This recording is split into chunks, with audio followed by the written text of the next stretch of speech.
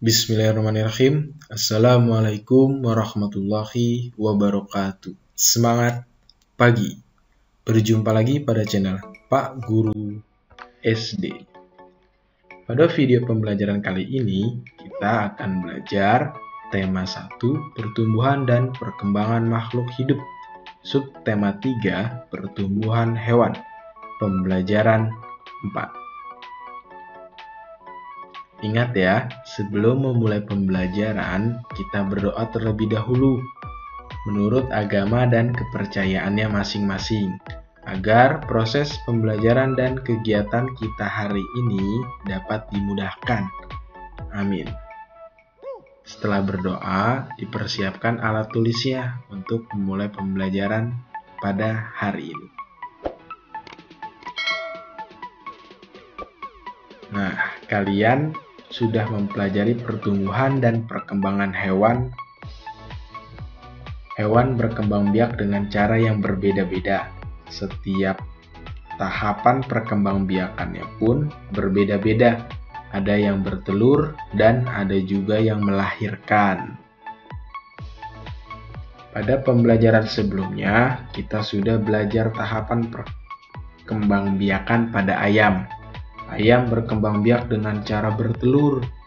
Telur akan dierami dan menetas menjadi anak ayam. Kemudian tumbuh menjadi ayam dewasa. Seperti pada gambar ini. Oke, ada gambar telur ayam, anak ayam, dan induk ayam. Ada juga gambar kupu-kupu. Nah, ini adalah daur hidup kupu-kupu. Ya, kupu-kupu itu dimulai dari apa tuh? Pertama telur, selanjutnya adalah ulat, dan yang ketiga adalah kepompong dan kupu-kupu. Oke, gambar di atas menunjukkan daur hidup kupu-kupu setelah beberapa hari. Telur kupu-kupu menetas menjadi ulat. Ulat memakan daun-daunan sehingga tubuhnya menjadi besar. Ulat mencari tempat untuk berdiam diri dan membentuk kepompong. Setelah itu, tubuh ulat berubah menjadi kupu-kupu. Semua makhluk hidup memiliki daur hidup. Betapa sempurnanya ya ciptaan Tuhan.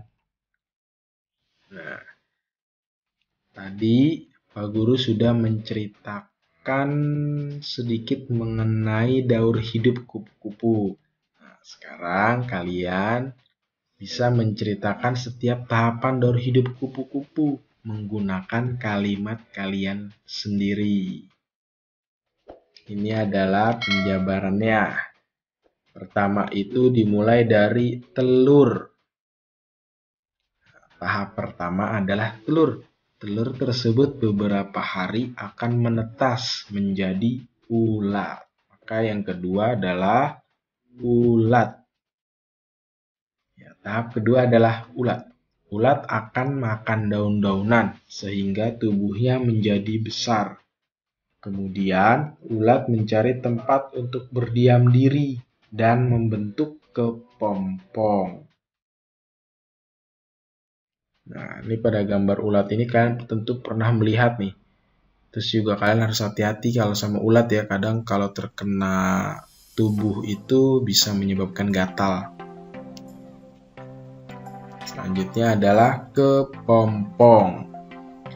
Tahap ketiga adalah kepompong. Kepompong biasanya dibungkus dengan sesuatu yang berwarna coklat dan keras seperti pada gambar tersebut.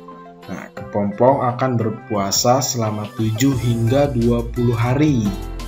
Ya, dengan tidak makan dan tidak minum. Waktu kepompong ini biasanya berbeda-beda tergantung jenis kupu-kupunya. Jadi tidak semua jenis kupu-kupu itu kisaran antara 7 sampai 20 hari. Ada yang sudah 10 hari sudah jadi kupu-kupu, ada yang 12, ada yang 15 hari sudah menjadi kupu-kupu. Tahap yang terakhir adalah kepompong akan berubah menjadi kupu-kupu. Nah, setelah menjadi kupu-kupu, binatang tersebut menjadi sangat cantik ya. Tadi pas ketika menjadi ulat, apabila terkena anggota tubuh itu maka akan menyebabkan gatal-gatal dan kita melihatnya sedikit jijik. Nah, setelah menjadi kupu-kupu, ini adalah binatang yang cantik, binatang yang sangat menawan. Oke, selanjutnya adalah ada banyak kupu-kupu yang dapat kita temui di sekitar kita.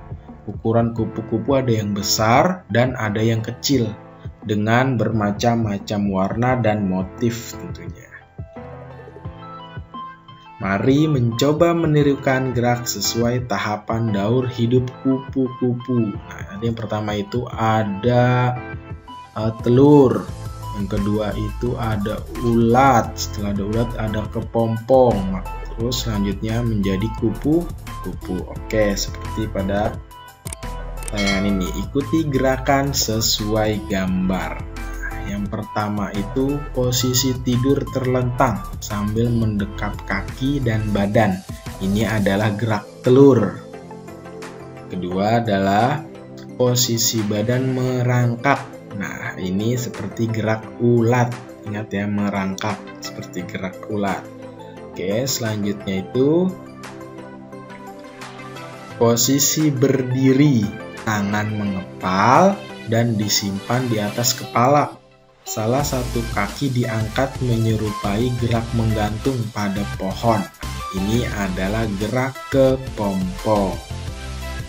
Dan yang terakhir adalah posisi badan berdiri dan tangan terbuka, kemudian bergerak seperti gerak kupu-kupu. Berlari sambil melompat-lompat. Berarti tangannya pas diangkat ke atas, kita gerak-gerakan dan kita sambil berlari dan melompat.